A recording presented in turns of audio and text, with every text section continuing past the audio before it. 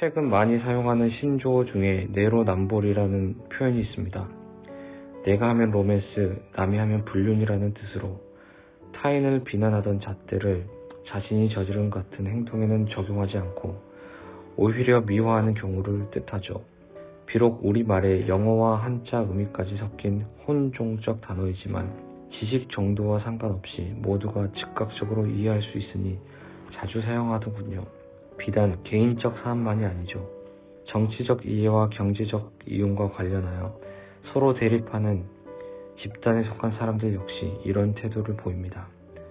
올 한 해 우리는 혐오의 배타적 집단화와 맹목적 비난을 보아왔습니다. 소위 내 편에 속한 사람의 행동은 합리적 사고 없이 그냥 옹호하고 받아들이는 모습이었죠. 사도 바울이 사울이던 당시 헬라 문화권에서 맞붙은 그리스도인을 향한 그의 적대감은 어땠을까요? 경건한 유대인으로서 바울은 하나님의 성교가 예루살렘으로 모여드는 구심적 성교여야 한다고 믿었을 거예요. 예언자들의 노래이기도 했죠. 그날에는 만민의 여호와를 아는 지식으로 넘쳐날 것이고 시온으로 여호와를 경배하러 몰려들 것이라고. 이 믿음이 정점이 여호와의 성전이었죠. 그런데 감히 거룩한 공간인 예루살렘 성전이 가지는 구원의 상징을 사람 예수로 대체하다니요. 더구나 그 사람을 하나님의 아들 그리스도이라고 신성화하다니요. 바울로서는 그리스도인들을 하나라도 더 잡아 그들의 선교 활동을 막는 것이 주님의 일이라고 확신했을 겁니다. 그랬던 그가 다메섹 도상에서 부활하신 주님을 만났으니 내적 혼란이 얼마나 컸을까요? 눈이 보이지 않던 사흘 동안 먹지도 자지도 않으면서 바울이 씨름했을 질문이 무엇이었을지, 나의 하나님은 왜 성전이 아닌 사람을 신적 상징물로 대체하셨을까? 사실 엘리트 랍비였던 바울도 이미 깨달아 알고 있었을 거예요.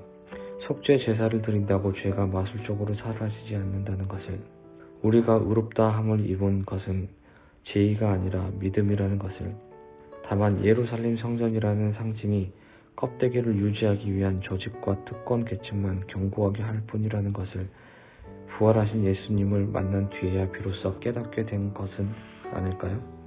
우리 집단 안에 있을 때에는 보이지 않던 단점이 눈의 비늘이 벗겨지듯 비로소 보이게 된 것은 아닐지, 하여 예수께서 그리스도가 되신다는 신앙 고백이 예수의 신격화에 있지 않고 방점이 그 안에서 우리가 모두 하나님의 아들들이 되는 신비라는 것을 깨달은 것이겠죠.